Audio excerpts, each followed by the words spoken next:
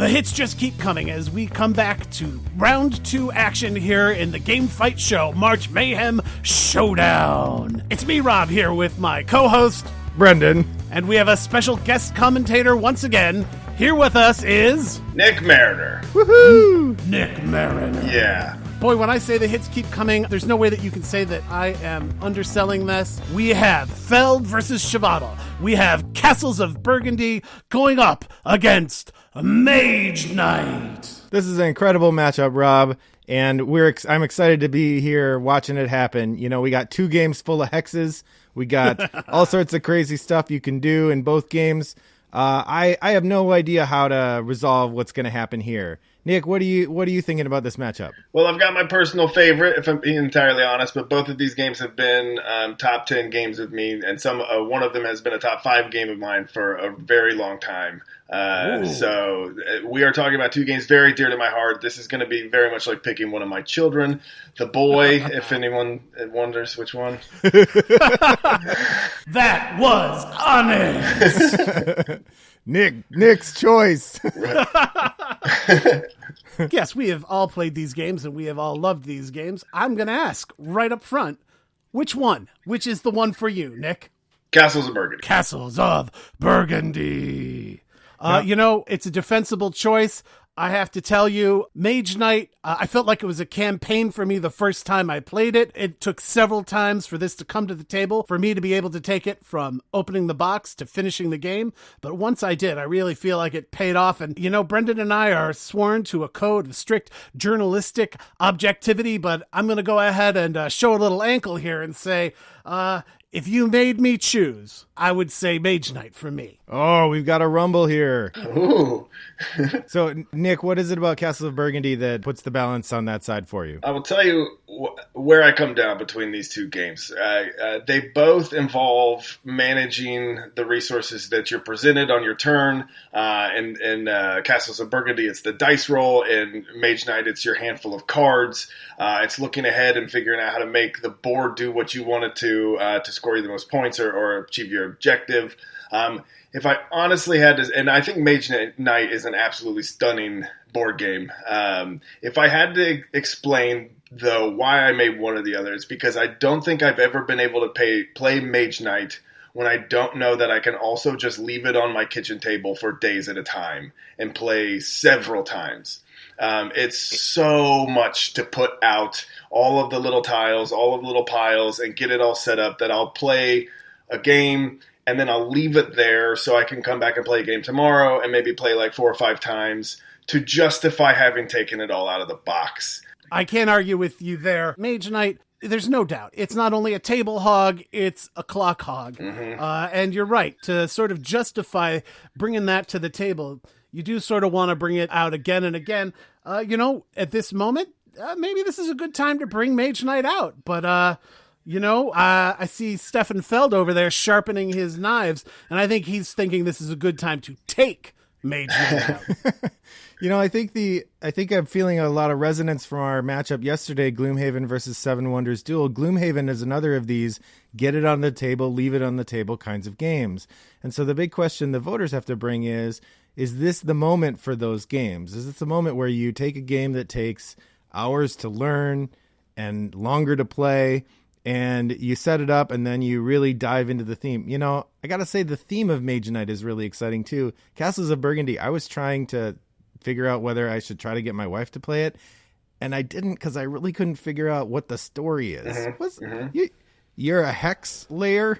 You put hexes on a thing and get points? Yeah, there is something admittedly more exciting than like I am a spell-slinging warrior traipsing through the countryside, murdering goblins and storming through troll caves versus like, well, you get more points if you put down another sheep here. Mm-hmm. I got 3 boats, right, and all of them are selling stuff. Right. Yeah. Castles of Burgundy is one of those rare games where it's dice is the core mechanism, but you don't just want to flip the table because you never roll what you want, because there's so many built-in mechanisms for mitigation. And if you get late into a game where it really comes down to the die roll, that's really fun and exciting sometimes. They're like, I'll win this game if I just roll what I want. And if you don't, you know that it's probably because you mismanaged your resources in an earlier turn, not that just. Did you hear that, Catan? Right. And I think Mage Knight has that same up and down thing, right? If you don't get the right cards, then you don't get to move at the last minute, and some of that. It's about balancing the mitigation, but at some point you give some element to luck. Right. Do you think that Nick? Do you think the new design of the revised Castles of Burgundy will influence the voters at all? That's a great question. I haven't seen it well enough to know. I know that they've updated the art, but I kind of like the old crusty looking art. Like that was part of its charm, was that it had so much great game, and it really was unimpressive to look at.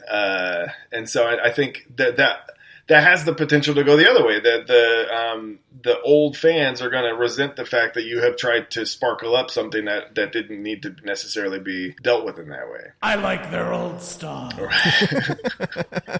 Before they sold out. So, Brendan, this is something we talked about when Mage Knight first hit the board. Once again, Mage Knight, it's coming up against Castles of Burgundy. They took out Star Wars Rebellion. Neither of those have bleeding tokens. Do you think these designers are leaving points on the table when they don't put bleeding tokens into their game? Because I've looked through all of the versions of Castles of Burgundy, and there's not a bleeding token to be found anywhere. That's true. Yeah, we got to remember, Vlaada Chvátil is the master of weird named tokens, right? I think I mentioned this before. Dungeon pets, you got the sorrow cubes that you put on your pets when they didn't get the love they needed. I love weird tokens, and that's definitely something going in the favor of Mage Knight. And to be a little more serious here, jokes about bleeding tokens aside, what Vlaada Chvátil definitely does in Dungeon Lords and Dungeon Pets, is he brings you in with these details, with this world building, even in games where it's, some of the theme could sort of feel pasted on. It brings you in, and I don't think that doesn't count for anything. That counts for something with the voters. Right. And there also are, first of all, I'm a little confused by this conversation because I house ruled in chicken sacrifice into my Castles of Burgundy. So we do have bleeding tokens. It took me a minute to realize what you're talking about. So I understand the confusion now. This is why we brought on a heavy hitter like you. That's right. But the other thing about Mage Knight isn't that just that it's a time and table hog, like you said earlier, but distance between plays really affects your ability to remember what in the world is going on, because there's so many little icons and rules and 2 rule books and things like that. And so that's another reason that Mage Knight, I have to play it frequently or I'll forget, like, what does the little a gauntlet symbol mean versus an arrow or whatever. I'd like to argue another side of that, but I'm afraid I'm going to have to concede that point to you. But you know what? I'm going to tell you that neither of these games are going to concede even 1 inch of ground between them. We are going to have to see if you go to vote at Game Fight Show. At Game Fight Show. On Twitter, you'll find out if your vote helps out when we get the results tomorrow for this epic battle between Feld and Chvátil, Mage Knight, and Castles of Burgundy. Oh, there's the gong, and we know that means it's time to throw to Eleanor with the results from the first matchup in the second round of the Game Fight Show March Mayhem Tournament. All right, I'm Eleanor with your results. Our number 1 seed Gloomhaven didn't leave us wondering when it dispatched 16th seed Seven Wonders Duel, starting our second round out with a dramatic first bout. Thanks, guys. Back to you. Well, I want to say thank you to Eleanor. Thanks, Eleanor. And let's also say thank you very much to Nick. Thanks for having me. Thanks for joining us, Nick. If people wanted to find more about what you have to say about games, where would they look? Probably the fastest way to reach me is on Twitter at The Good Mariner. Very good. Tune in tomorrow for the results from this matchup and for more hot heat from the second round of the March Mayhem Tournament on Game Fight Show. Game Fight Show. Brought to you by Rattlebox Games.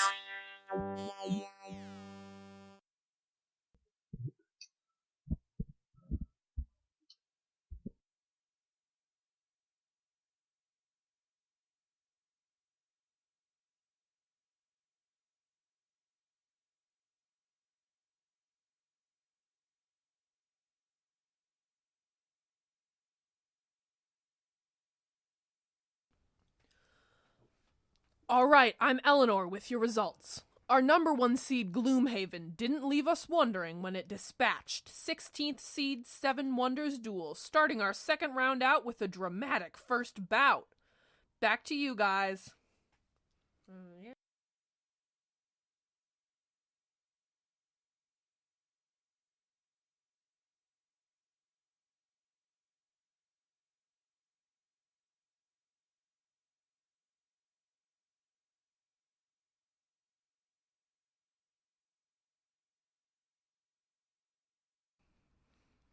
All right, I'm Eleanor with your results. Our number 1 seed Gloomhaven didn't leave us wondering when it dispatched 16th seed Seven Wonders Duel, starting our second round out with a dramatic first bout. Thanks, guys. Back to you.